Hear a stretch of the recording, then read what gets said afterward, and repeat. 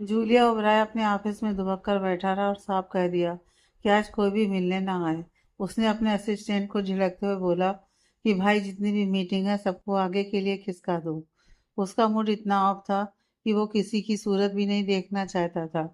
इधर अनीका शर्मा अर्जुन को मनाने की आस में उसके केबिन तक पहुंची, पर मजाल है कि अंदर कदम भी रख पाए। अर्जुन ने किलेबंदी कर रखी थी। नो एंट्री मतलब नो एंट्री। अर्जुन के राइट हैंड करण मेहरा ने अनीका को बताया, मैम बॉस का मूड फिलहाल ठीक नहीं है। उन्होंने साफ बोला है कि वो अकेले रहना चाहते हैं और कोई भी उनकी शांति भंग ना करे। अनीका ने हार नहीं मानी और अर्जुन को फोन घुमाया। जैसे ही उधर से कॉल रिसीव हुआ, अनीका मक्खन लगाने लगी। ओए मेरे प्यार, मुझे माफ कर दो ना।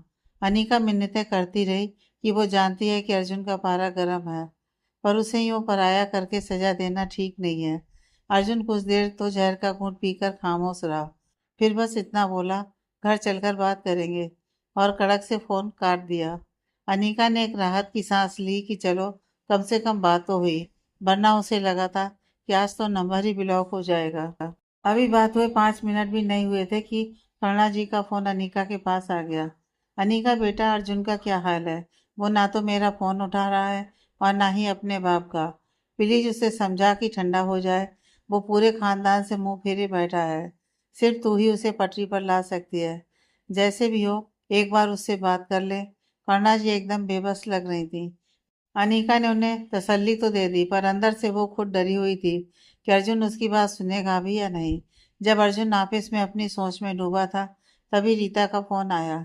अर्जुन ने एक पल को सोचा कि काट दूं, पर फिर उठा लिया। रीता ने उसे दिल से थैंक यू बोला और कहा कि जो 10 करोड़ रुपए अर्जुन ने भेजे हैं वे बहुत ज्यादा हैं, और वो इतने एहसान के काबिल नहीं है। अर्जुन ने इस पर कोई लंबी चौड़ी बात नहीं की, बस हालचाल पूछा और ये पूछा कि अस्पताल से छुट्टी कब मिल रही है। रीता ने कहा कि अभी पक्का नहीं है, पर निकलते ही खबर कर देगी। लंच के टाइम जूलिया की भूख तो वैसे ही मर चुकी थी। उसे लगा कि अर्जुन और अनीका पक्का बाहर लंच कर रहे होंगे। उसने सोचा इसी बहाने अर्जुन के पैर पकड़ लूंगा, पर जैसे ही वो केबिन के पास पहुंचा, बॉडीगार्ड ने रास्ता रोक लिया। प्रेसिडेंट अभी किसी से नहीं मिलना चाहते। एक गार्ड ने सिर झुकाकर तमीज से कहा। जूलिया की भौहें तन गईं। ओए, मैं कोई ऐरा गैरा नहीं हूँ, सगा भाई हूँ, और कंपनी का वाइस प्रेसिडेंट भी। रास्ता छोड़। पर बॉडीगार्ड टस से मस नहीं हुए। आप वाइस प्रेसिडेंट होंगे अपने घर के, हमें तो ऊपर से ऑर्डर है। आप बड़े साहब को फोन कर लो, वो कहेंगे तो हम रेड कारपेट बिछा देंगे। जूलिया ने मायूसी में सिर हिलाया और अनीका के पास चला गया। अनीका भी बेचारी काम में घुसी हुई थी। लंच करने नहीं जा रही क्या? जूलिया ने उसके सामने धप से बैठते हुए पूछा। कल सबने जूलिया की लंका लगाई थी, पर अनीका ही थी जो थोड़ी शांत रही थी। अनीका ने फीकी मुस्कान के साथ कहा, मेरा बिल्कुल मन नहीं है। मेरा मंगेतर मुझ समेत पूरी दुनिया से खपा है। ऐसे में गले से निवाला कैसे उतरेगा? जूलिया सन्न रह गया। अर्जुन अनीका से भी नाराज था। जूलिया ने धीरे से कहा, अनीका शर्मा, और फिर चुप हो गया। अनीका ने उसे टोकते हुए कहा, जूलिया तेरी इन्हीं हरकतों की वजह से आज सब रायता फैला हुआ है। अनीका, मुझे रीता के साथ जो कुछ हुआ उसका सच में बहुत पछतावा है। मैं जानता हूँ सब मुझे विलेन मान रहे हैं, पर अगर अर्जुन भाई मुझसे बात नहीं करेंगे तो मैं क्या करूँगा? मैं तुम दोनों के बिना नहीं रह सकता। प्लीज अर्जुन को मना ले। मेरी मदद कर यार। जूलिया एकदम गिड़गिड़ाने लगा। अनीका ने उसे आड़े हाथों लिया। जूलिया, तूने सिर्फ अर्जुन को नहीं, मेरा भी दिल तोड़ा है। तूने रीता के साथ जो कुछ किया वो पाप था। तूने चुपचाप तलाक ले लिया ताकि अर्जुन को कानो कान खबर ना हो। वो तुझसे इतना प्यार करता है और तूने उसे इतना बड़ा धोखा दिया। तेरी वजह से वो मम्मी पापा का फोन नहीं उठा रहा, और कल रात मेरे पास कमरे में भी नहीं सोया। क्यों जूलिया? जूलिया चुपचाप डांट सुनता रहा। उसने आंखें बंद की तो उसे फिर से रीता का रोता हुआ चेहरा दिखने लगा। I am sorry Anika. काश मैं टाइम को पीछे मोड़ पाता। उसे एहसास हुआ कि कम से कम बच्चे के होने तक तो उसे इंसान बने रहना चाहिए था।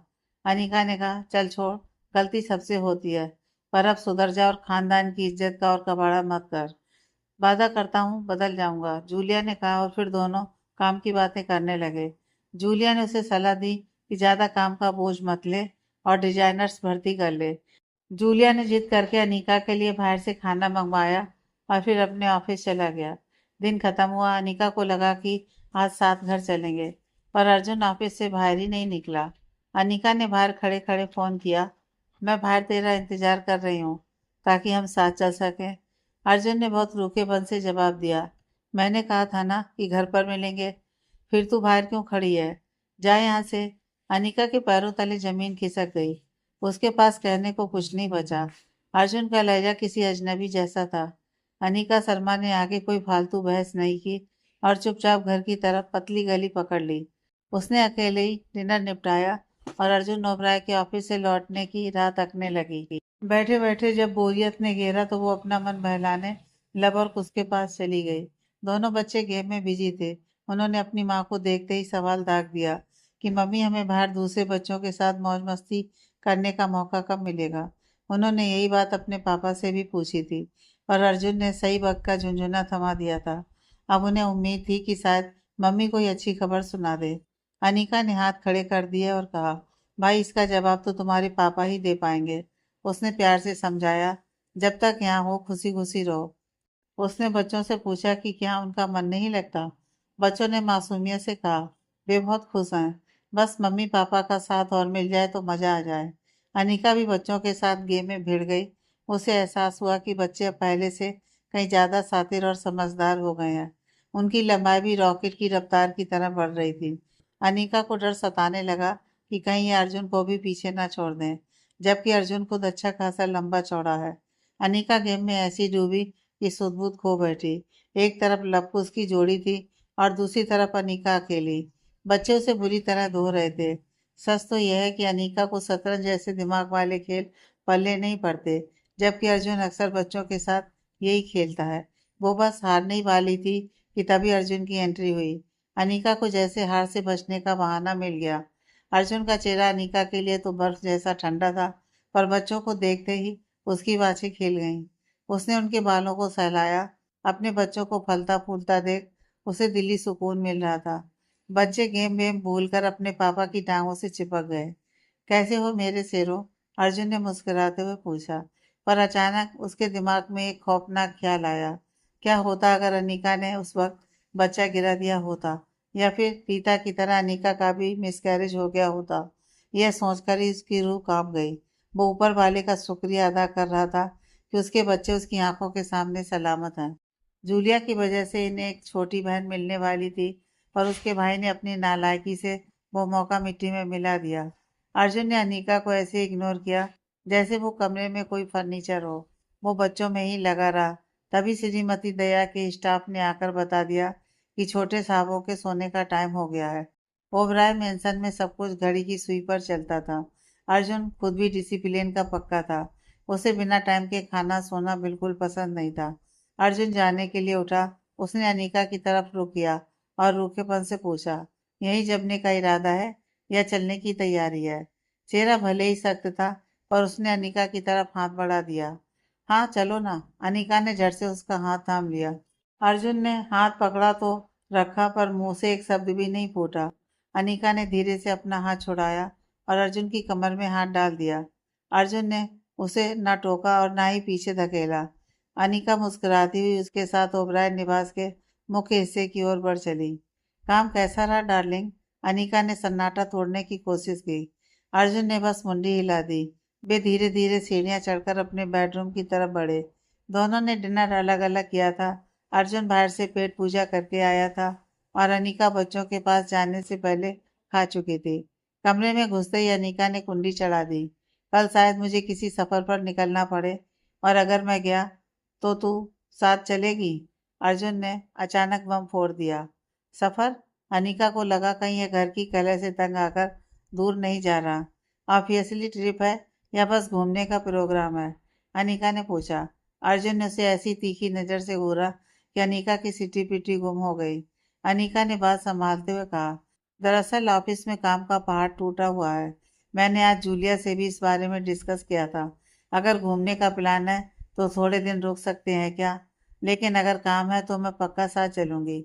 अगर मुझे घूमने जाना होगा तो मैं हमारे हनीमून का इंतजार करूंगा।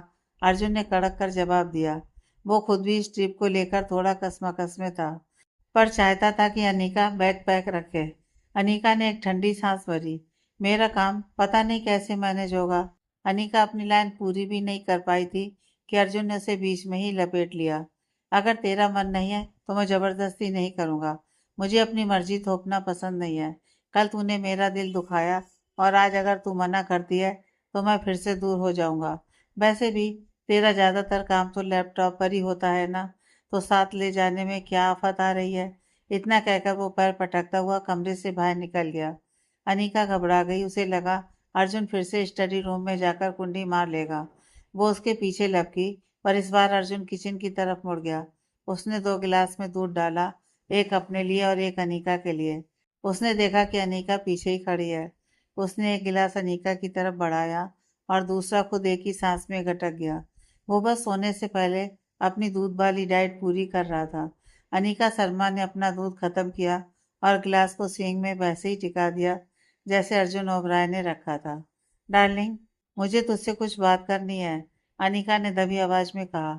उसे साफ दिख रहा था कि अर्जुन का मूड एकदम ऑफ है। अभी कुछ देर पहले ही तो उसने ताना मारा था कि अनीका ने कल उसका दिल दुखाया है।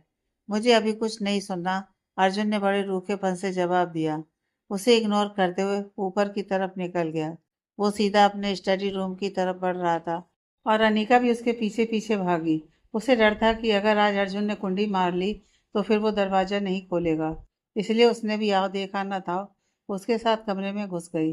अनीका अंदर तो पहुंच गई, पर अर्जुन ने दरवाजा खुला रखा और बोला, तेरा यहाँ कोई काम नहीं है, बेडरूम में जा और सो जा। मुझे ढेर सारा काम निपटाना है। कल भी तूने यही बहाना बनाया था और तू सोने नहीं आया। आज भी तू मुझे भगा रहा है।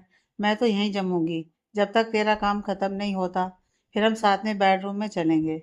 अनीका ने भी अपनी जिद पकड़ ली और जाकर अर्जुन की कुर्सी पर बैठ गई।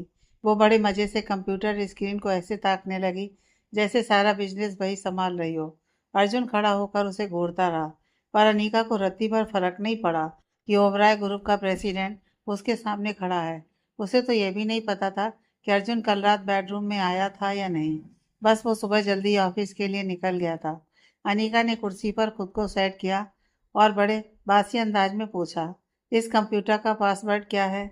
वो इतनी गंभीर दिख रही थी कि अर्जुन की भी हल्की सी हंसी छूट गई। उसे लगा जैसे अनीका कोई बॉस लेडी बनने की एक्टिंग कर रही हो।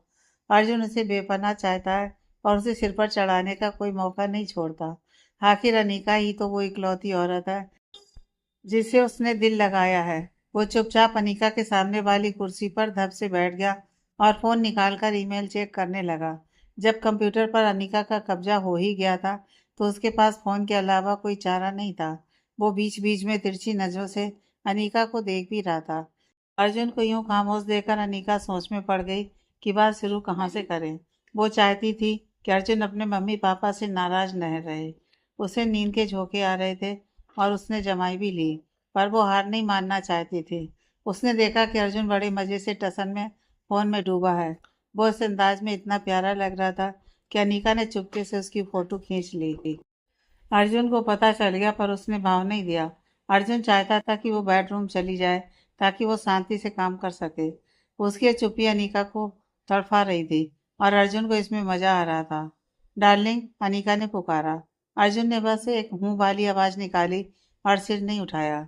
मुझे प्यार चाहिए, अनीका ने सीधे सीधे बोल दिया। इस बार अर्जुन ने तुरंत पलटकर जवाब दिया, आज रात तू ये बिल्कुल नहीं मिलने वाला। उसके होंठ पर एक शरारती मुस्कान आ गई। आज रात मुझे चाहिए और तुझे देना ही पड़ेगा। अच्छा होगा कि तू मान जाए ताकि तू अपना काम जल्दी ख़त्म कर सके। अनीका ने अपना फैसला सुना दिया। ठीक है, फिर मेरा रेप ही कर ले। अर्जुन ने उसकी तरफ देखकर मजे लिए। वो जानता था कि अगर उसका मन नहीं है तो अनीका उसे मजबूर नहीं कर पाएगी। अनीका ने चिढ़कर कहा, इसका मतलब तेरा काम करने का कोई मूड नहीं है। अनीका को लगा था कि इस तरह प्यार जताने से अर्जुन पिघल जाएगा। उसे अभी यही एक रास्ता सूझ रहा था। ठीक है, तो इसी कंप्यूटर के साथ बैठी रहे। अर्जुन खड़ा हो गया और दूसरे सिस्टम पर काम करने के लिए गेस्ट रूम की ओर चल दिया। अनीका पैर पटकती हुई इसके पीछे भागी।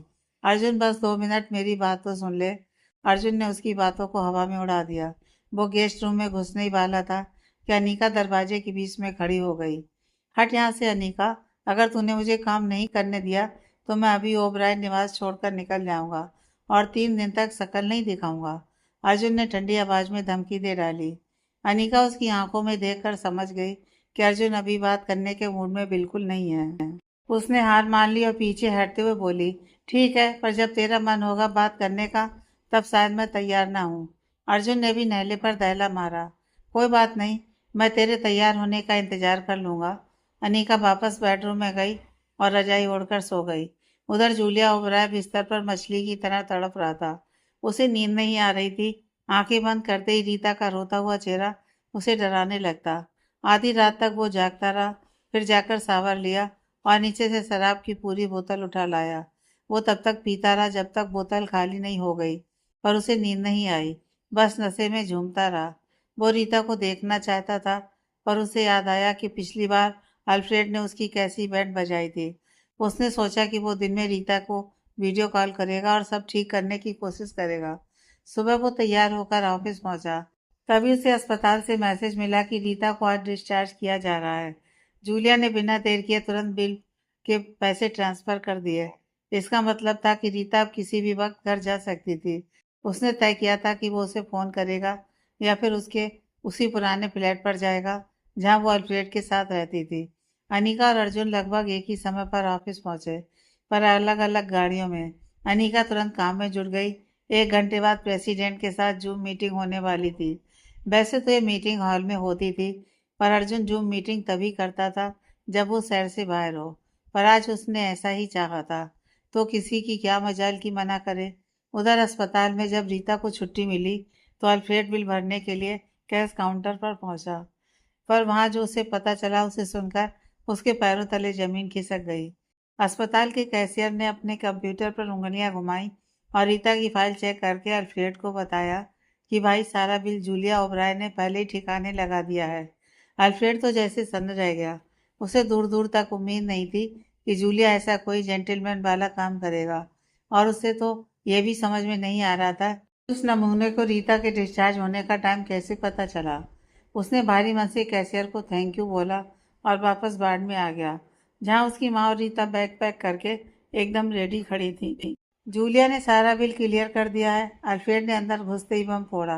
मोनिका जी की आंखें फटी की फटी रह गईं। उसने उसे खबर किसने दी कि रीता आज घर जा रही है, और पैसे कब जमा कराए उसने? रीता ने बड़े रूखेपन से बात काटी। छोड़ो माँ, उसकी मर्जी थी तो भर दिया। चलो अब यहाँ से। रीता ने सबसे आगे कदम बढ़ा दिए। उसे लगा कि जूलिया ने बिल भरकर कोई बहुत बड़ा एहसान नहीं कर दिया है। आखिर उसी की हरकतों की वजह से तो वो अस्पताल पहुंची थी। तो ये पैसे भरना तो बस एक छोटी सी भरपाई थी। रीता के दिल में अब जूलिया के लिए रत्ती भर भी जगह नहीं बची थी। वो सोच रही थी कि अगर जूलिया उसके सामने आकर नाक भी रगड़े तो वो उसे शुक्रिया तक नहीं बोलेगी। किस बात का थैंक्स? क्या उसने उसकी उजड़ी हुई दुनिया वापस बसा दी? रीता के लिए अब एक नई शुरुआत थी, और उस पन्ने पर जूलिया का नामो निशान तक नहीं था। वो अपनी माँ के साथ गाड़ी में जा बैठी। अल्फ्रेड ने स्टीयरिंग संभाला और घर की तरफ गाड़ी बढ़ा दी। सबको पता था कि अब लाइफ पहले जैसी नहीं रहने वाली है। रीता ने दिल लगाया और बदले में उसे पैरों तले कुचला गया। शादी हुई तो तलाक का दाग मिला। माँ बनने वाली थी तो अपनी औलाद खो दी। अब उसने ठान लिया था कि वो सिर्फ अपने लिए जिएगी। इन कड़वे अनुभवों ने उसे पत्थर बना दिया था। वो प्यार व्यार के चक्कर में पड़कर खुद को दोबारा टूटने नहीं देगी। शायद कभी कोई सही बंदा मिले, पर फिलहाल तो वो अपनी तनाई में ही खुश थी। रीता ने सीट पर से टिकाया और पिछली सारी फिल्म दिमाग में घूमने लगी। बच्चे को खोने का गम उसके कलेजे में तीर की तरह चुभा था। उसने एक इतनी लंबी और ठंडी सांस ली कि अल्फ्रेड और मोनिका दोनों का ध्यान उसकी तरफ चला गया। अल्फ्रेड ने शीशे से उसे देखा और मोनिका जी ने उसकी तरफ हाथ बढ़ाया, पर रीता ने आंखें मूंद रखी थी। सब ठीक है ना बेटा? माँ ने धीमे से पूछा। उन्हें पता था कि उनकी बेटी अंदर से छलनी हो चुकी है।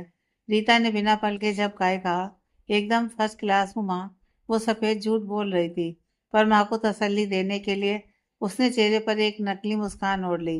मोनिका जी समझ गई थी, जो बंदा सच में ठीक होता है वो ऐसी ठंडी आहें नहीं भरता। रीता डिप्रेशन की खाई में गिर चुकी थी, और उसी चक्कर में उसका बच्चा भी चला गया। मोनिका जी ने तय कर लिया कि वो अपनी बेटी को एक पल के लिए भी अकेला नहीं छोड़ेगी।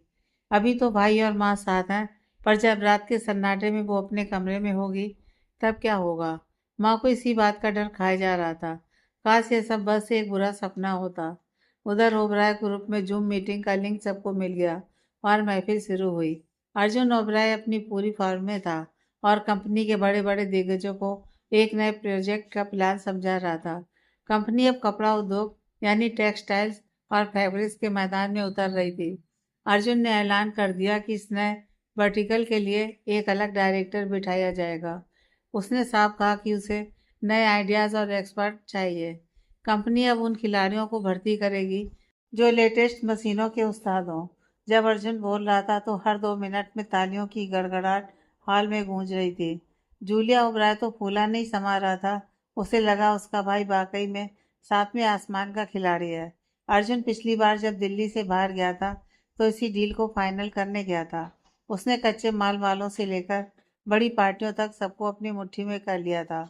मशीनें भी रातों रात फैक्ट्री पहुंच चुकी थी। बस इंस्टॉलेशन का काम बाकी था। किसी को कानों कान खबर नहीं थी कि अर्जुन पर्दे के पीछे क्या खिचड़ी पका रहा है। सब समझ रहे थे कि वो मामूली बिजनेस ट्रिपर है, पर उसने तो पूरा साम्राज्य खड़ा करने की तैयारी कर ली थी। पिछली मीटिंग में पापा और चाचा ने भी उसकी कमर जमकर थपथपाई थी। अर्जुन ने बताया कि कल सुबह स्टाफ को और शाम तक पूरी दिल्ली को यह खबर मिल जाएगी। मीटिंग खत्म हुई तो बधाइयों का तांता लग गया। जूम मीटिंग में भी वही जोश था जैसे आमने सामने होता है। जूलिया ने भी चहकते हुए भाई को बधाई दी। अनिका शर्मा का मन तो कर रहा था कि अभी की अभी दौड़कर अर्जुन के केबिन में घुस जाए और उसे गले लगा ले। उसे अपने होने वाले पति पर इतना नाज हो रहा था कि बता नहीं सकती। वो जानती थी कि अर्जुन ने एक बार जिस चीज पर हाथ रख दे वो सोना बन जाती है। अनिका शर्मा को इस वक्त अर्जुन ओबराय पर जो नाज हो रहा था उसे लफ्जों में बयान करना मुश्किल था। उसे लगा यार, अर्जुन वाकई में सातवें आसमान का खिलाड़ी है। बंदा ऐसे दांव खेलता है कि दुनिया उसकी अक्लमंदी के आगे घुटने टेक दे। अनिका मनी मन मुस्कुरा रही थी कि उसकी किस्मत कितनी बुलंद है जो उसे अर्जुन जैसा हमसफर मिला, जो उसके बच्चों का बाप भी है और ढाल भी। भले ही उसकी सौतेली माँ मोहिनी और उसकी सगी बहन रिया ने मिलकर उसके एक्स पति के साथ उसे बर्बाद करने का जाल बुना था, पर आज अनिका उन सबको थैंक यू बोलना चाहती थी, क्योंकि अगर उन लोगों ने वो घटिया साजिश ना रची होती तो वो शायद कभी अर्जुन की बाहों तक नहीं पहुंच पाती। मीटिंग में जब तालियों की गड़गड़ाहट गूंज रही थी तब अनिका बस खामोशी से अपनी इस जीत का जश्न मना रही थी। जैसी मीटिंग खत्म हुई, जूलिया ओबराय अपने भाई से पैचअप करने की उम्मीद में उसके केबिन की तरफ भागा। इस बार इत्तेफाक से बाहर कोई गार्ड नहीं था तो वो सीधा अंदर घुस गया। अर्जुन ने बिना सिर उठाए अपनी भारी आवाज में बस इतना पूछा, क्या चाहिए? जूलिया की तो जैसे सिट्टी पिट्टी गुम हो गई। यह सवाल उसे किसी गोली की तरह लगा। उसने सोचा ही नहीं था कि भाई उसे इतने रूखेपन से रिसीव करेगा। अर्जुन ने अब सिर उठाकर उसे घूरा। आंखों में वही पुरानी बर्फ और ठंडापन था। साफ था कि अर्जुन का गुस्सा भी सातवें आसमान पर ही है। अर्जुन तो भाई जूलिया के परफ्यूम की खुशबू से ताड़ गया था कि अंदर कौन घुसा है। जूलिया वहां बेजुबान सा खड़ा रह गया। पता नहीं क्यों जब भी अर्जुन नाराज होता था तो जूलिया की हवा टाइट हो जाती थी। मैं असल में भाई, मैं बस तुमसे मिलने आया था, जूलिया हक बकाते हुए बोला। उसे समझ ही नहीं आ रहा था कि बात शुरू कहाँ से करे। तो देख लिया मुझे? अर्जुन ने आवाज को और सख्त किया। देख लिया, मिल लिया, अब काम खत्म, बाहर निकल। भाई, मैं तुझसे एक भाई के नाते बात करना चाहता हूँ, अर्जुन ओबराय के प्रेसिडेंट के नाते नहीं। जूलिया ने हिम्मत बटोरी और सामने वाली कुर्सी की तरफ बढ़ा। खड़ा रहे, ये मेरी कंपनी है, तेरे पारिवारिक पंचायत की जगह नहीं। पहले अपनी लैब की सेटिंग ठीक कर। जब अगली बार ओबराय निवास पर मिलेंगे तब बात करेंगे। अभी मुझे बहुत काम है, दफा हो जाए यहाँ से। अर्जुन ने तो टूक हुक्म सुना दिया। जूलिया की क्या मजाल की बहस करे। वो चुपचाप बाहर निकल आया। उसे समझ में नहीं आ रहा था कि अर्जुन का दिल कैसे पिघला है। भाई ने अपने मेंशन में आने से पहले ही मना कर रखा था। ऑफिस में बात नहीं कर रहा तो क्या वो हवा में माफी मांगेगा?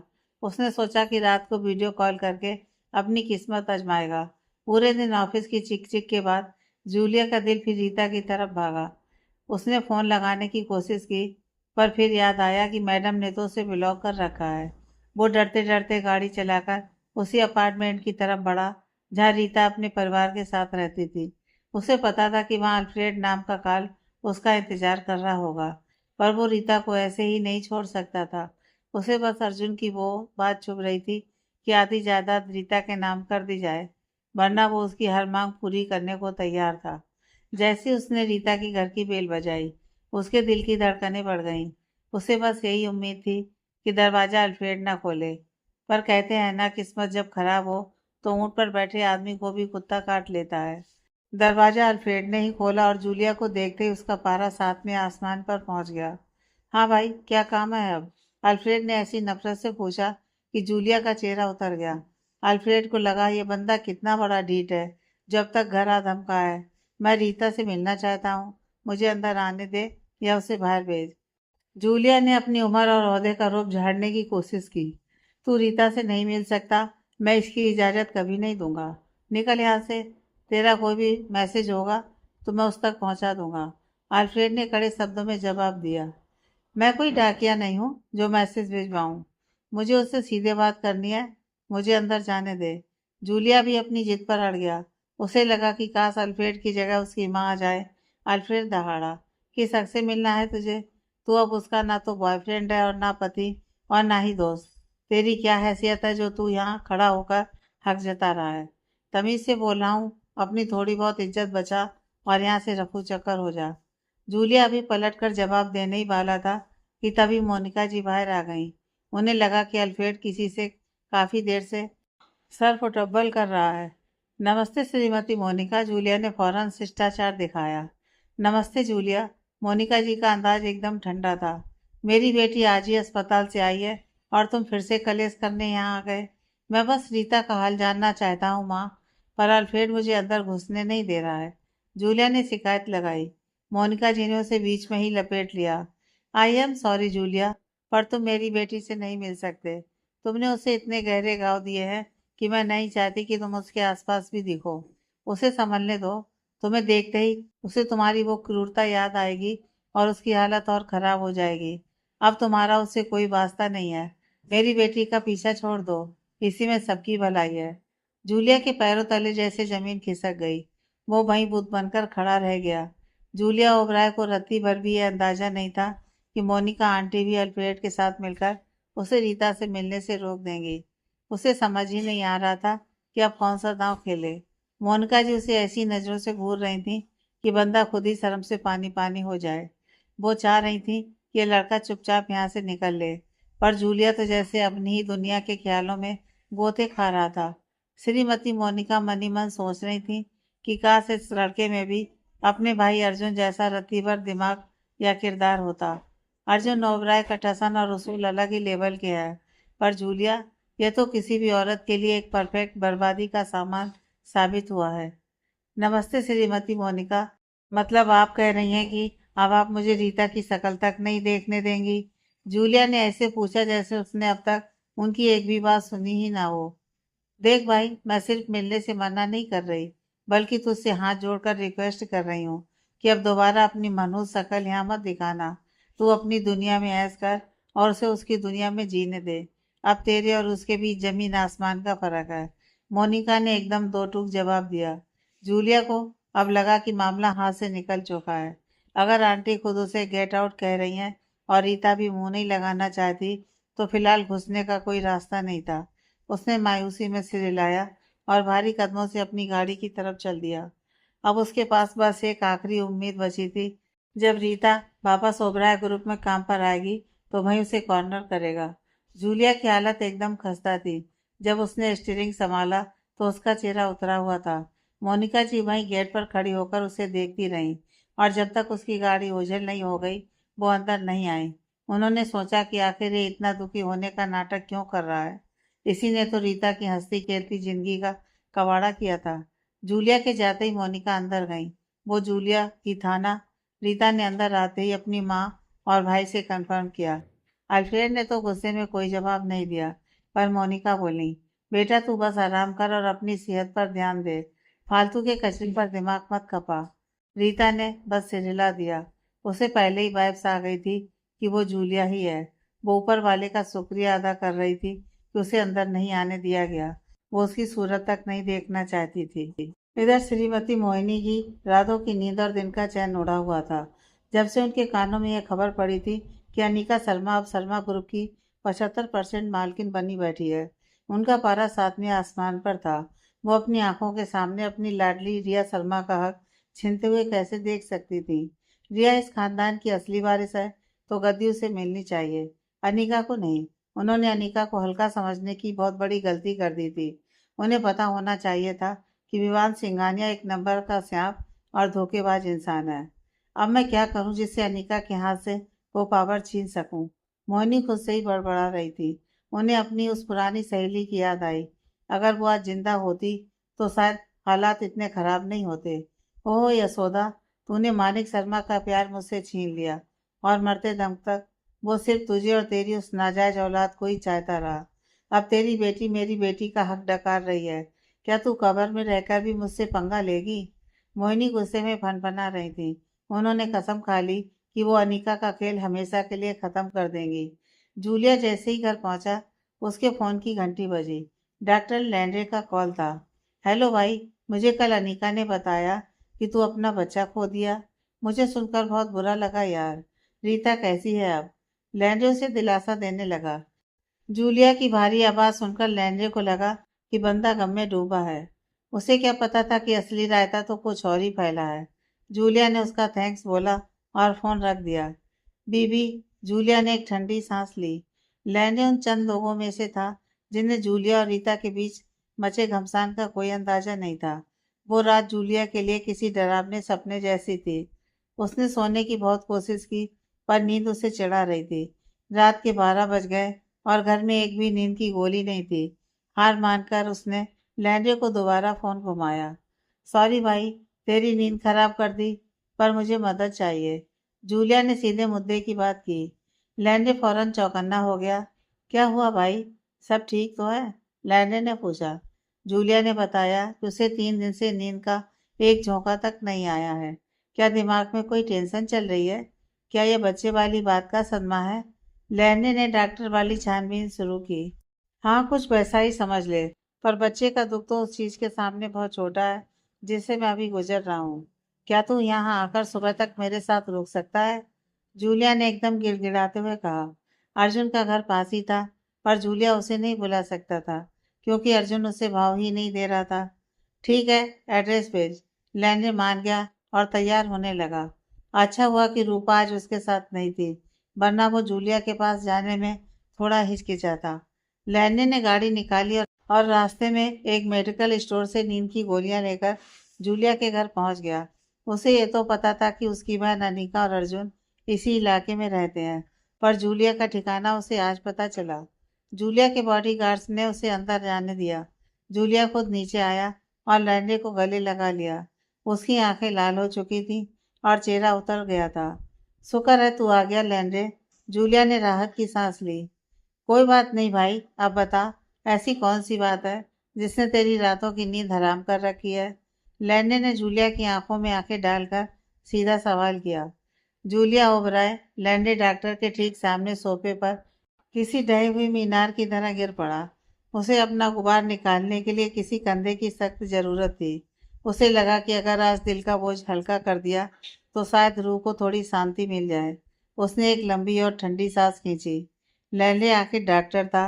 वो बड़े धीरज के साथ जूलिया का इंतजार कर रहा था कि बंदा अपना वक्त ले और अपनी बिखरी हुई बातों को समेटकर बोलना शुरू करे। लैंडे की आदत थी मरीजों को अपनी परेशानी बताने से पहले इसी तरह आंखें भरते देखने की। एक प्रोफेशनल डॉक्टर होने के नाते उसे पता था कि जब मरीज खुद कुछ ना कह पाए तो सवाल बदल बदल कर पूछने पड़ते हैं ताकि सच बाहर आ सके। डॉक्टरों का कहना है कि रीता का बच्चा डिप्रेशन की वजह से चला गया। जूलिया ने रुक रुक कर बोला और फिर खामोश हो गया। लैंडे ने बस सिर हिला दिया। उसे ये बात अनिका शर्मा पहले ही बता दी थी, पर उसने जूलिया को जताया नहीं कि उसे सब पता है। यह सब मेरी ही काली करतूतों का नतीजा है लैंड्रे। मैंने उसके साथ बहुत गंदा बर्ताव किया और उसे एकदम बेसहारा छोड़ दिया। मैं जानबूझकर घर में दूसरी औरतें लेकर आता था ताकि उसका कलेजा छलनी कर सकूं। उसे नीचा दिखाने का कोई मौका नहीं छोड़ता था। रजिस्ट्रार ऑफिस में शादी को 1 महीना भी नहीं हुआ था और मैंने धोखे से उसे तलाक के कागजों पर साइन करवा लिए थे, पर शर्त यह रखी कि वो ओबराय निवास में ही रहेगी और दुनिया के सामने हैप्पी मैरिड कपल का नाटक करेगी। जूलिया आगे बोला। मैं चाहता था कि मेरे भाई अर्जुन को तलाक की भनक न लगे। उसने मेरी बात मान ली और मुझे लगा कि मैं आज़ाद हो गया हूँ। मैं अपनी मर्जी से जीने लगा। मैं मुश्किल से ही घर पर रुकता था।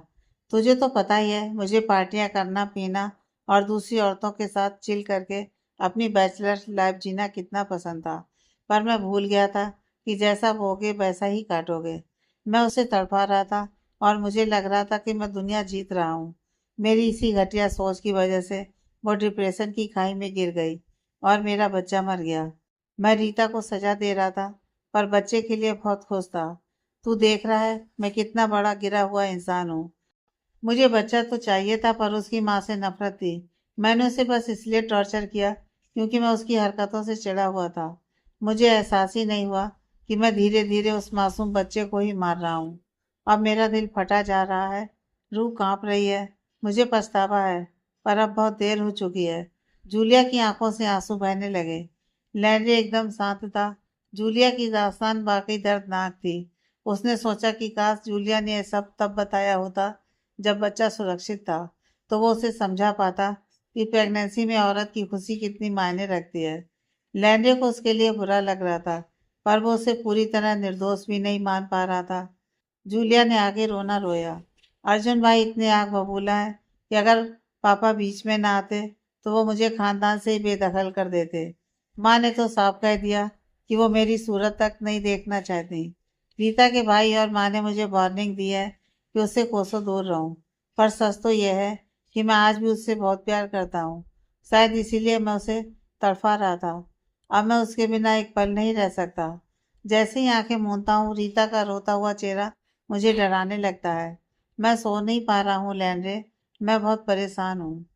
लैंड्रे ने टोका, पर तूने रीता के साथ ऐसा किया ही क्यों? उसने जानबूझकर प्रेग्नेंट होने का फैसला किया था। मुझे पता था कि मैंने सावधानी नहीं बरती थी, पर वो गोलियां तो ले सकती थी ना। वो शादी की जिद पर अड़ी थी और मैं तैयार नहीं था। जब उसने बच्चा गिराने की धमकी दी, तब अर्जुन भाई ने जबरदस्ती हमारी शादी करवा दी, क्योंकि वो ओबराय खानदान का वारिस बचाना चाहते थे। पर अब जब बच्चा ही नहीं रहा, तो भाई सारा ठीकरा मेरे सर फोड़ रहे हैं। और वो सही भी है। लैने ने हमदर्दी दिखाते हुए कहा। देख जूलिया, सबसे पहले अपनी सेहत संभाल। तुझे खुद अपने दिमाग को शांत करना होगा। तू मेरी बहन से बात कर। भाई अर्जुन ओबराय का पारा ठंडा कर सकती है। मैंने जिंदगी में देखा है कि जो औरत अपने आदमी के दिल में बसती है, वो उससे कुछ भी बनवा सकती है। अपनी माँ से माफी मांग, वो भी दुखी है। रही बात रीता की, तो उसे मैसेज भेजता रहे। ब्लॉक किया है तो नए नंबर से माफी मांग। सोशल मीडिया पर उससे बात करने की कोशिश कर, पर इस बीच खुद को बिजी रख। जिम जा, गेम खेल। तेरी सेहत ही तेरी सबसे बड़ी दौलत है। लैनी ने उसे एक गोली थमाई और कहा, यह नींद की गोली है। रोज सिर्फ एक लेना, पर इसकी आदत मत डाल लेना। जूलिया ने चौंक कर पूछा, तेरी बहन मतलब अनीका शर्मा? लैंड ने मुस्कुराया। हाँ, वो मेरी सगी बहन है। हम जुड़वा हैं। क्या? अनीका मेरी होने वाली भाभी और तेरी बहन? जूलिया के पैरों तले जमीन खिसक गई। उसे इस बात का दूर दूर तक अंदाजा नहीं था। लैंडन ने राज खोला। हाँ भाई, बहुत लंबी कहानी है। मुझे गोद लिया गया था, पर मैंने अपनी जड़ें तलाशी तो पता चला कि मेरे और अनीका के माँ बाप एक ही थे। अनीका ने भी बताया कि उसके पापा हमेशा कहते थे कि उसका एक जुड़वा भाई था जो मर गया, पर मैं मरा नहीं था। मुझे कहीं और भेज दिया गया था। जब मैं पहली बार अनीका से मिला था, तभी दिल के तार जुड़ गए थे। अब समझ आया कि मैं लव और कुछ की मदद के लिए इतना उतावला क्यों रहता था। जूलिया, अब हम सिर्फ दोस्त नहीं, एक तरह से परिवार बनने वाले हैं। जूलिया मुस्कुराया। मुझे खुशी है कि तुझे तेरा परिवार मिल गया। अनीका हीरा है और मेरा भाई किस्मत वाला है। लैंडी ने उसे गोली खिलाई और जूलिया को नींद आने लगी। वो लड़खड़ाते हुए ऊपर गया और बेड पर गिरते ही घोड़े बेचकर सो गया। लैंडी ने गार्ड को हिदायत दी और खुद घर से निकल गया। लैंडी अभी कुछ ही देर सो पाया था कि अचानक जूलिया की आंख खुल गई। वो पसीने से तरबतर था। उसका दिल इंजन की तरह धड़क रहा था और छाती बुरी तरह ऊपर नीचे हो रही थी। यह साफ तौर पर किसी आने वाले बड़े तूफान का इशारा था। जूलिया ओबराय ने अपनी आंखें मली और बिस्तर पर उठकर बैठ गया। उसकी हालत एकदम टाइट थी।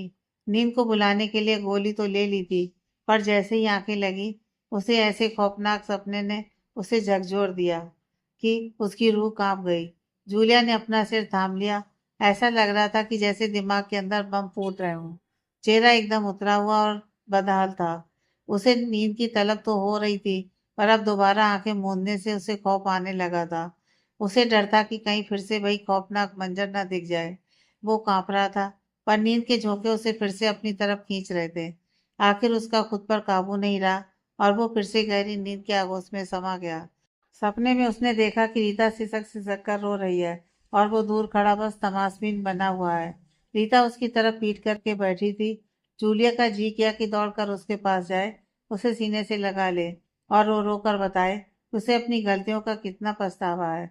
वो बस एक आखिरी मौका चाहता था ताकि अपनी उजड़ी दुनिया को फिर से बसा सके। जैसे ही उसने आगे बढ़कर रीता के कंधे पर हाथ रखा, वो मुड़ी, पर वहां रीता नहीं बल्कि एक नन्ही सी जान थी। उस मासूम बच्ची की आंखें आंसुओं से भरी थीं और उसने जूलिया की तरफ देखते ही सिसकते हुए कहा, पापा। उस बच्ची की आवाज जूलिया के कानों में गूंज उठी। जूलिया ने झटके से अपना हाथ पीछे खींच लिया। वो अंदर तक हिल गया था। उसे एहसास हो गया कि अगर वो बच्चा दुनिया में आता तो वो पक्का उसकी बेटी ही होती। वो उसका वही खोया हुआ टुकड़ा था। जूलिया ने उसे गोद में उठाना चाहा, पर अचानक वो बच्ची धुएं की तरह गायब हो गई और जूलिया पागलों की तरह चिल्ला उठा, बेबी। उसकी चीख सुनकर बॉडीगार्ड अंदर भागा आया और उसे थपथपाया। जूलिया की आंख खुली तो वो बुरी तरह हाँफ रहा था। डर के मारे उसने गार्ड का ही हाथ कसकर पकड़ लिया। उसे लगा जैसे उसकी जिंदगी का सबसे बुरा दौर चल रहा है। छोटे मालिक, क्या आप ठीक हैं? बॉडीगार्ड की आवाज में फिकर थी। डॉक्टर लैंड्रे की हिदायत पर वो जूलिया को चेक करने आया था और उसने देखा कि उसके बॉस दर्द में तड़प रहे हैं। उसने जूलिया को सपने में बच्चे को पुकारते हुए साफ सुना था, जाओ यहाँ से, मुझे अकेला छोड़ दो। जूलिया ने कड़क कर आदेश दिया। गार्ड ने गर्दन झुकाई और बाहर निकल गया। अकेले होते ही जूलिया का सारा बांध टूट गया। वो किसी छोटे बच्चे की तरह फूट फूट कर रोने लगा। शुक्र था कि उसे देखने वाला कोई नहीं था। उसने अपनी उस अधूरी संतान का चेहरा देख लिया था। वो पक्का अपने बाप से उतना ही चिड़ी हुई थी जितने बाकी सब। जूलिया ने बच्चे की अस्थियां वाला कलश उठाया और उसे सीने से चिपका लिया। रोते हुए बोला, मुझे माफ कर दे बिटिया, तेरी मम्मी की कोई गलती नहीं थी। मैंने ही तुझे दुनिया में आने से पहले ही चोट पहुंचा दी। जूलिया उस कलश से ऐसे बातें कर रहा था जैसे बच्ची उसके सामने बैठी हो। उसे लगा कि अगर उसकी बेटी पैदा होती तो दुनिया की सबसे खूबसूरत लड़की होती। अब जूलिया का सोने का कोई इरादा नहीं था। वो जागना चाहता था। उसे लगा कि अगर रीता उसे माफ कर दे तो शायद उसकी आत्मा को थोड़ी शांति मिले। वो सीधा नहाने चला गया ताकि सुस्ती और नींद की खुमारी पूरी तरह उतर जाए। आईने में उसे अपनी सूरत तक पहचानी नहीं आ रही थी। चेहरा बुझा हुआ और आंखों के नीचे काले गड्ढे साफ बता रहे थे कि बंदा कई रातों से सोया नहीं है। नहाने के बाद उसे थोड़ा सुकून मिला। उसने कपड़े बदले और देखा तो सुबह के 4 बज रहे थे। भोर की पहली किरण फूटने वाली थी। वो अपनी स्टडी में गया और रीता का ब्लॉग लॉगिन किया। उसने देखा कि रीता कुछ घंटे पहले ऑनलाइन आई थी। उसे थोड़ी तसल्ली हुई कि कम से कम वो कुछ एक्टिविटी तो कर रही है। जूलिया ने कीबोर्ड पर अपनी उंगलियां चलाईं और एक लंबा चौड़ा मैसेज लिख डाला, माफ़ी, मिन्नतें और ढेरों जज्बात। उसने लिखा कि वो मिलने आया था पर उसे भगा दिया गया। अगर रीता कहे तो वो उसके पैरों में नाक रगड़ने को भी तैयार है। उसने मुआवजे वाली बात भी लिखी, पर वो ये सब अर्जुन भाई के दबाव में नहीं बल्कि अपनी जिम्मेदारी समझकर करना चाहता है। उसने यह भी मान लिया कि वो रीता के लायक नहीं है, पर फिर भी आखिरी मौके की भीख मांगी। मैसेज भेजकर उसे लगा कि मन का थोड़ा बोझ कम हुआ हो। उसे पूरी उम्मीद थी कि रीता का दिल ये पढ़कर जरूर पिघलेगा और कम से कम एक लाइन का रिप्लाई तो आएगा ही। कुछ घंटों बाद जूलिया एकदम टिप-टॉप तैयार होकर बाहर निकला। उसने काले रंग का सूट और बैंगनी टाई पहनी थी, क्योंकि रीता को पर्पल कलर से बेहद लगाव था। उसने नाश्ता करना चाहा, पर 2 निवाले गले से नीचे नहीं उतरे। वो ऑफिस के लिए निकला और उस गार्ड को थैंक यू बोला, जिसने उसे जगाया था। गाड़ी आगे बढ़ी ही थी कि फोन की घंटी बजी। नैना का कॉल था। जूलिया ने चिढ़कर दांत पीसते और फोन साइलेंट कर दिया। इस वक्त उसे किसी भी औरत के नाम से ही नफरत हो रही थी। जब वो ओबराय ग्रुप पहुंचा तो अपने भाई को देखकर हैरान रह गया। क्या अर्जुन रात को घर नहीं गया था? जूलिया तो जल्दी इसलिए आया था ताकि अकेले में शांति से बैठ सके, पर अर्जुन पहले से ही महागद्दी संभाले बैठा था। जूलिया चुपचाप उसके पास से निकलने लगा। तभी अर्जुन ने टोका, दिख नहीं रहा हूं मैं? जूलिया रुका और बोला, देख लिया भाई, पर मुझे लगा तुम जवाब नहीं दोगे, इसलिए कुछ नहीं बोला। अर्जुन ने कोई जवाब नहीं दिया और अपने केबिन की तरफ बढ़ गया। जूलिया सही था, अर्जुन वाकई उसे घास नहीं डाल रहा था, पर जूलिया को लगा कि भाई के साथ कुछ गड़बड़ है। वो उदास दिख रहा है और उसका चेहरा भी लटका हुआ था। जूलिया सोचने लगा कि क्या अर्जुन को बच्चे के जाने के अलावा भी कोई टेंशन है। पर अर्जुन तो वैसे भी उस बच्चे को नहीं चाहता था। वो तो कहता था कि रीता ने जाल बिछाया है। तो अब जब कांटा निकल गया तो अर्जुन इतना बोझा बोझा सा क्यों हुआ है? उधर रीता उस रात पहली बार चैन की नींद सो पाई थी। अस्पताल से आने के बाद से ही उसे दवाइयों के बिना नींद नहीं आती थी। पर कल रात उसने अच्छे से आराम किया। वो अब धीरे धीरे खुद को समेट रही थी। उसके जख्म भर रहे थे। वो खाना पीना भी ठीक से कर रही थी। एक हफ्ते बाद उसे वापस ड्यूटी ज्वाइन करनी थी, क्योंकि उसने मैटरनिटी लीव के लिए अप्लाई नहीं किया था। उसने नाश्ता किया और अपना सोशल मीडिया और ब्लॉग चेक करने लगी। उसे एक नया मैसेज दिखा और उसने धड़कते दिल के साथ उसे पढ़ने के लिए क्लिक किया। रीता ने जैसे ही फोन की स्क्रीन पर जूलिया ओबराय का नाम चमकते देखा, उसका खून खौल उठा। उसने बिना एक पल गंवाए मैसेज को बिना पढ़े ही कचरे के डिब्बे में डाल दिया और जूलिया को तुरंत ब्लॉक मार दिया।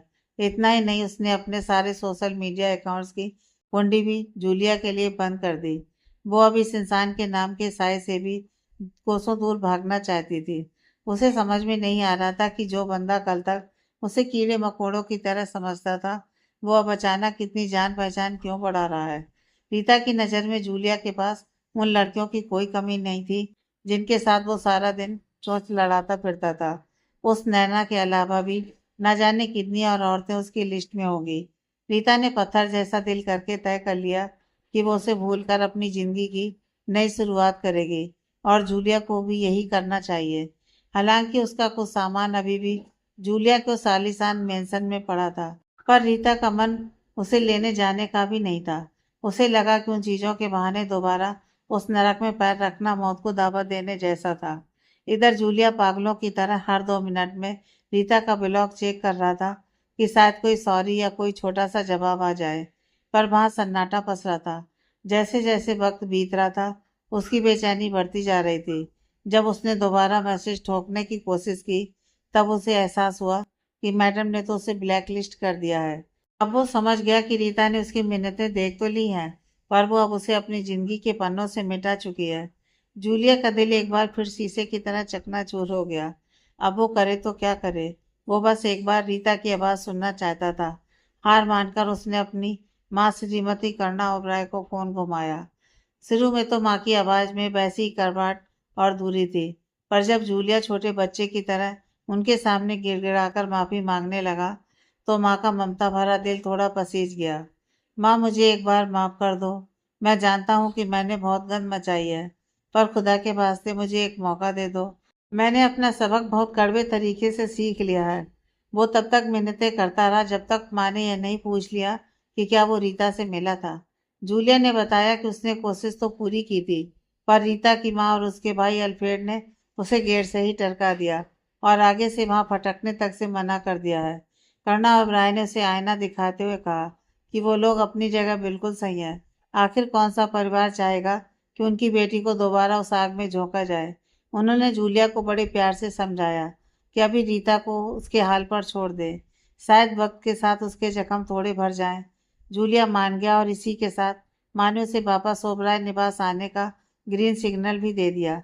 उधर ओबराय ग्रुप में माहौल एकदम गर्म था। कर्मचारियों को जब नए टेक्सटाइल प्रोजेक्ट की खबर मिली, तो सब में एक अलग ही जोश भर गया। शाम तक ये खबर पूरी दिल्ली में आग की तरह फैलने वाली थी। पूरी रात भारी भरकम मशीनें इंस्टॉल की गईं और उनके टेस्ट रन भी पूरे हो गए। सब कुछ एकदम चकाचक सेट था।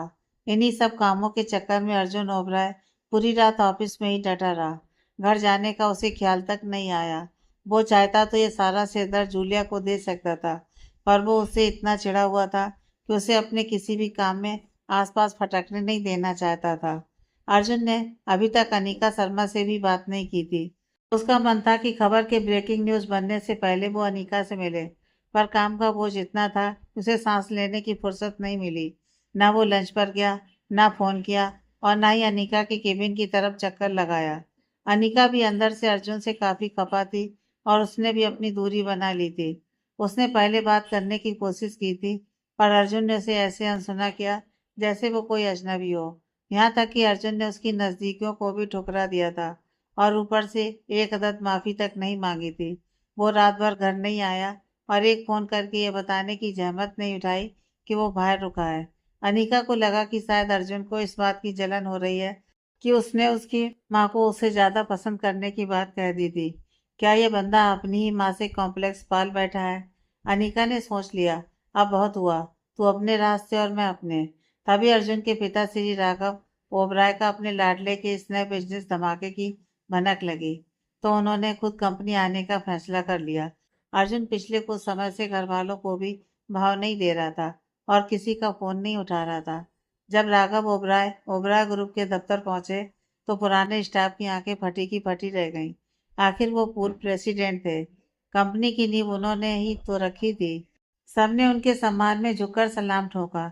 राघव ओबराय अपनी वही पुरानी रोबीली मुस्कान के साथ आगे बढ़े और अर्जुन के केबिन का दरवाजा खटखटाया। अंदर से अर्जुन की कड़क आवाज आई, कम इन। जैसे ही उन्होंने अंदर कदम रखा, उन्होंने देखा कि ऑफिस तो वही है, पर उसकी पूरी काया पलट हो चुकी थी। फर्नीचर से लेकर पेंटिंग तक सब कुछ एकदम मॉडर्न और हाई क्लास था। अर्जुन की डेस्क पर उसके दोनों बच्चों लव और कुश की तस्वीरें तो थीं, पर अनिका की तस्वीर वहां से नदारद थी। पूरे ऑफिस में एसी की ठंडक और एक मखमली खुशबू तैर रही थी। अर्जुन ने फाइल से सिर उठाकर देखा और अपने पिता को साक्षात सामने खड़ा देख सन्न रह गया। जूलिया की सजा कम कराने की वजह से वो जो नाराजगी दिल में दबाए बैठा था, वो उन्हें देखते ही धुआं की तरह उड़ गई। आखिर खून का रिश्ता था। उसके पिता सालों बाद बिना बताए ऑफिस आए थे। यह उसके लिए बहुत बड़ी बात थी। अर्जुन तुरंत अपनी कुर्सी से उछला और उन्हें जोर से गले लगा लिया।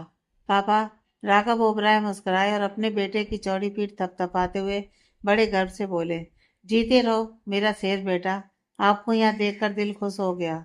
पापा, अर्जुन उन्हें बड़े प्यार से सोफे पर बिठाया और सेक्रेटरी को कड़क कॉफी लाने का हुक्म दिया। कुछ ही देर में कॉफी आई और दोनों ने उसका लुत्फ उठाना शुरू किया। अर्जुन ने उत्सुकता से पूछा, बताइए पापा, आज अचानक पुराने किले में कैसे आना हुआ? सब खैरियत तो है? श्री राघव ओबराय ने सोफे पर टिककर बड़े टसन के साथ पैर पर पैर चढ़ाया और उनके चेहरे पर एक ऐसी मुस्कान तैर गई जो सिर्फ एक कामयाब और गर्वित बाप के चेहरे पर ही दिख सकती है। उनका सीना फख्र से चौड़ा था, क्योंकि उनके बेटे ने वो कर दिखाया था जो हर किसी के बस का नहीं होता। उन्हें इस बात की रत्ती भर भी फिक्र नहीं थी कि ओबराय ग्रुप का स्टीयरिंग अर्जुन के हाथ में है। वो अब चैन की नींद सो सकते थे, क्योंकि उन्हें पक्का भरोसा था कि जब तक अर्जुन गद्दी पर बैठा है, यह साम्राज्य ना तो कभी हिलेगा और ना ही कभी नीचे आएगा। मैं तुझे सिर्फ बधाई देने आया हूँ मेरे शेर, तूने वाकई मेरा सिर ऊंचा कर दिया है। मैं तो कहता हूँ कि मैं दुनिया का सबसे खुशकिस्मत बाप हूँ जिसे तेरे जैसा काबिल बेटा मिला। राघव जी ने बड़े लाड़ और अपनेपन से कहा। अर्जुन के होठों पर बस एक सेकंड के लिए हल्की सी मुस्कान आई और फिर वो वापस अपनी उसी प्रोफेशनल और गंभीर लुक में आ गया।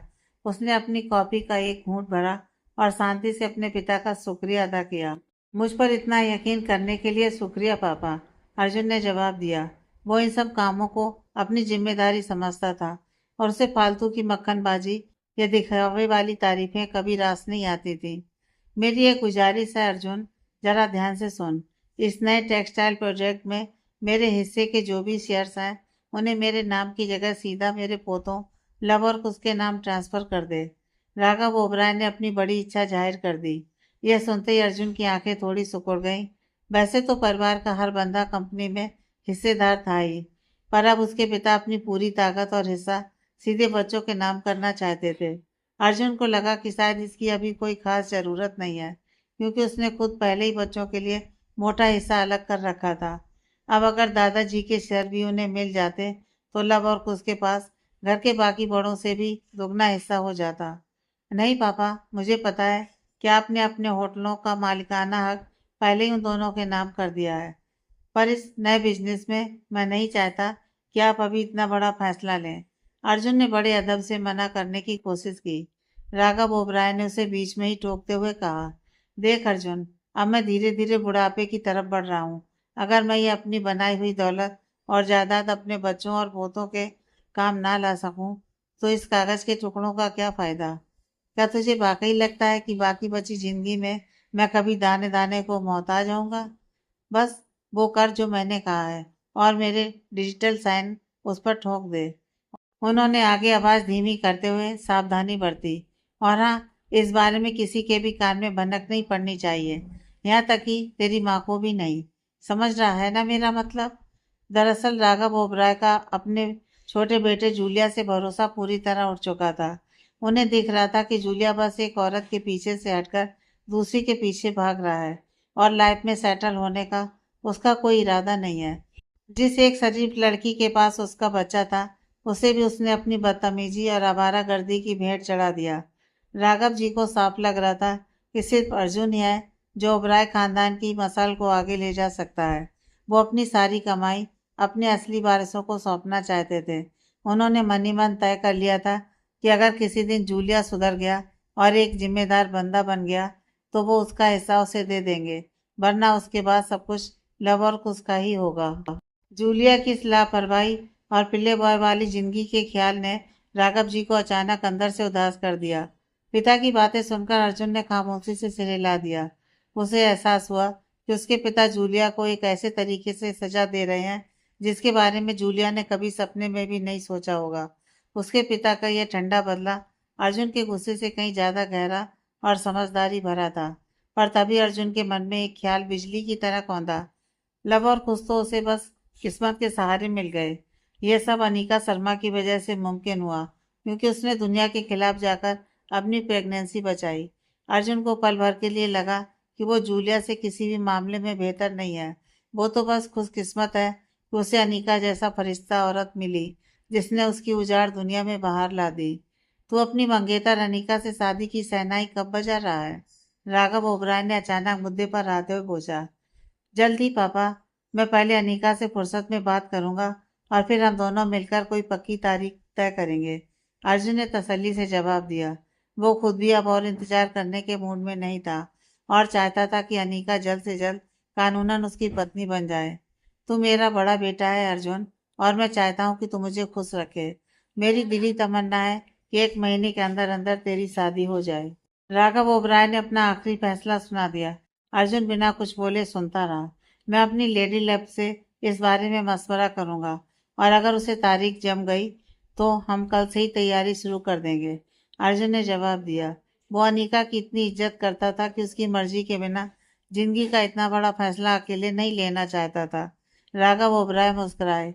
तू वाकई समझदार है बेटा, मुझे तेरे जवाब का इंतजार रहेगा। उन्होंने चलते चलते बताया कि शाम को जब प्रोजेक्ट का बड़ा ऐलान होगा, तब वो वहां मौजूद तो नहीं रहेंगे, पर लाइव स्ट्रीम पर अपनी नजर जरूर जमाए रखेंगे। वो उठे और अर्जुन के केबिन से निकलकर सीधे जूलिया ओबराय के दफ्तर की तरफ बढ़ गए। जूलिया वहां एकदम अधमरा सा बैठा था। उसका सिर झुका हुआ था, जैसे कोई बहुत बड़ा बोझ ढो रहा हो। जब दरवाजा खुला तो वो चिढ़कर मुड़ा कि कौन उसे तंग करने आ गया, और अपने पिता को सामने खड़ा देखकर उसके पैरों तले जमीन खिसक गई। वो बिजली की फुर्ती से खड़ा हुआ। नमस्ते पापा, आइए आइए बैठिए। उसने उन्हें झपट कर गले लगाया और अपनी कुर्सी की तरफ ले गया। जूलिया ने चेहरे पर नकली खुशी लाने की बहुत कोशिश की, पर उसका लटका हुआ चेहरा और बुझी हुई आंखें उसकी पूरी पोल खोल रही थीं। राघव ओबराय ने गौर से देखा कि जूलिया का चेहरा सूजा हुआ है और आंखों के नीचे के काले घेरे साफ चीख चीख कर कह रहे थे कि यह लड़का कई रातों से सोया नहीं है। उन्हें समझ आ गया कि मामला बहुत गंभीर है। क्या तुझे पिछले कुछ दिनों से नींद का एक झोंका भी नहीं आया है? राघव ओबराय ने बिना किसी लाग लपेट के सीधे मुद्दे की बात पूछ डाली। आगे की कहानी नेक्स्ट पार्ट।